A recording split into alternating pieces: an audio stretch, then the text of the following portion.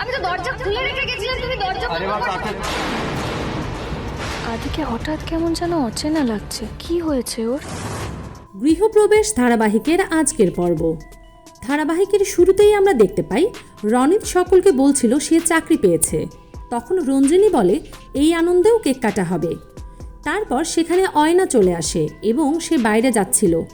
তখন পূরবী তাকে আটকে দেয় এবং বলে তুই এত ঘন ঘন বাইরে যাচ্ছিস, তোর তো এখানে পরিচিত কেউ নেই।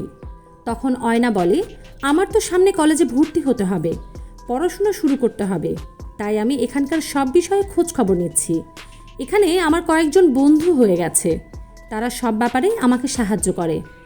অয়নার মুখে এই কথা শুনে পুলক অয়নার বাইকে যাওয়ার কথাটা আবারও ভাবতে থাকে। এরপর সে অয়নাকে বলে যাও, কিন্তু কারো বাইকে যাওয়ার সময় একটু ভালো করে ধরে বসো, যেন পড়ে না যাও। জেঠুর মুখে এই কথা শুনে অয়না ঘাবড়ে যায়। পূরবী এবং রূপক জিজ্ঞেস করে তুই কার বাইকে গিয়েছিস? তখন পুলক বলে আরে বাবা যেতেও তো পারে, সেটা বলছি। অয়না মনে মনে বলে জেঠু তার মানে আমাকে দেখেছে, তাই সে আমাকে খোঁচা মেরে কথাটা বলল। অন্যদিকে শুভ মনে মনে ভাবতে থাকে অয়না কার বাইকে গেছে। এরপর সেবন্তী শুভকে জিজ্ঞেস করে আদির সাথে তোর কথা হয়েছে কিনা।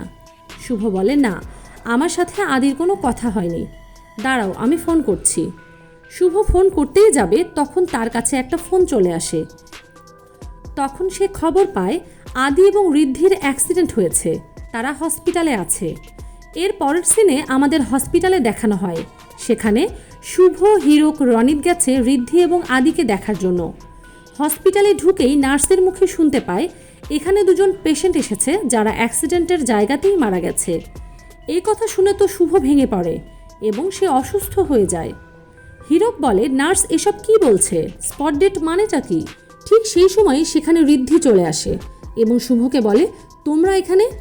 তখন শুভ ঋদ্ধিকে বলে তোর কি অবস্থা, আর আমাদের আদি কোথায়?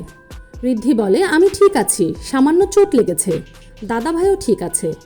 পরের সিনে আমাদের দেখানো হয় সেখানে তুফানকে নার্স মাথায় ব্যান্ডেজ করে দিচ্ছিল। এরপর সেখানে শুভ এবং বাকিরা চলে আসে। শুভ তুফানকে আদি ভেবে জিজ্ঞেস করে সে ঠিক আছে কিনা। তুফান কোনো কথা না বলেই হাতের ইশারা দিয়ে বুঝিয়ে দেয় সে ঠিক আছে। এরপর শুভ এবং বাকিরা মিলে তাকে নিয়ে বাড়িতে রওনা হয়। পরবর্তী সিনে আমাদের দেখানো হয় রায়বাড়ির ড্রয়িং রুমে সকলে বসে আদি এবং ঋদ্ধির জন্য চিন্তা করছিল। ডোনা ফোন করতে করতে অস্থির হয়ে নিচে নেমে আসে এবং বলে ঋদ্ধি আমার ফোন ধরছে না, না জানি সে কী অবস্থায় আছে। এরপর সেখানে সবাই হসপিটাল থেকে চলে আসে। ঋদ্ধিকে দেখে ডোনা ছুটে গিয়ে তাকে জড়িয়ে ধরে, কিন্তু ঋদ্ধি তাকে সরিয়ে দিয়ে ভিতরে চলে আসে। এরপরেই শুভ আদিকে নিয়ে চলে আসে। তখন বাড়ির সকলে জিজ্ঞেস করে অ্যাক্সিডেন্টটা কী করে হলো, আর তোরা ঠিক আছিস কিনা। আদি হাতের ইশারা দিয়ে সবাইকে বলে সে ঠিক আছে।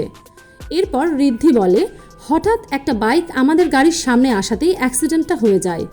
পূরবী তুফানকে আদি ভেবে বলে তুই ঠিক আছিস তো, সবাইকে চিনতে পারছিস তো, নাকি আবারও আগের মতো হয়েছে? তুফান বলে সে ঠিক আছে, কিন্তু তার ঘুম পাচ্ছে।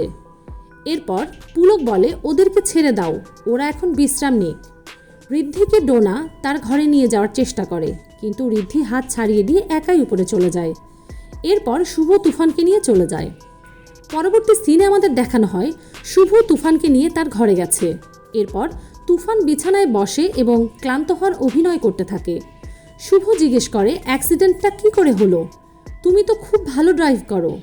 তুফান কোনো উত্তর দেয় না এবং তার শরীরে অসুবিধা হচ্ছে এরকম একটা অভিনয় করতে থাকে।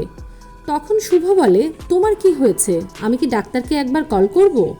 তুফান আবারও হাতের ইশারা দিয়ে বুঝিয়ে দেয় সে ঠিক আছে। এরপর শুভ তুফানকে ঘুমাতে বলে সেখান থেকে চলে যায়। পরের সিনে আমাদের রান্নাঘরের দৃশ্য দেখানো হয়। সেখানে সেবন্তী শুভকে বলে তুই চলে এলি কেন, তুই তো আদির কাছে বসতে পারতি।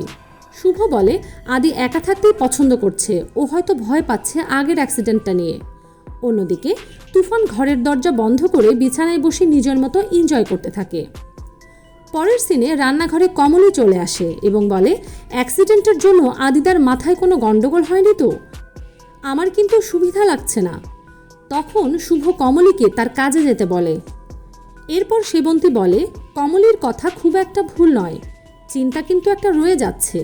শুভ বলে চিন্তা তো আমারও হচ্ছে, কিন্তু বোঝাতে পারছি না। সেবন্তী বলে তুই তুই চিন্তা করিস না, সব ঠিক হয়ে যাবে। শেষ সিনে শুভ মনে মনে বলে, মা হয়তো ঠিকই বলছে, আমি একটু বেশিই ভাবছি। এই ছিল আজকের পর্ব। দেখা হবে আগামী পর্বে।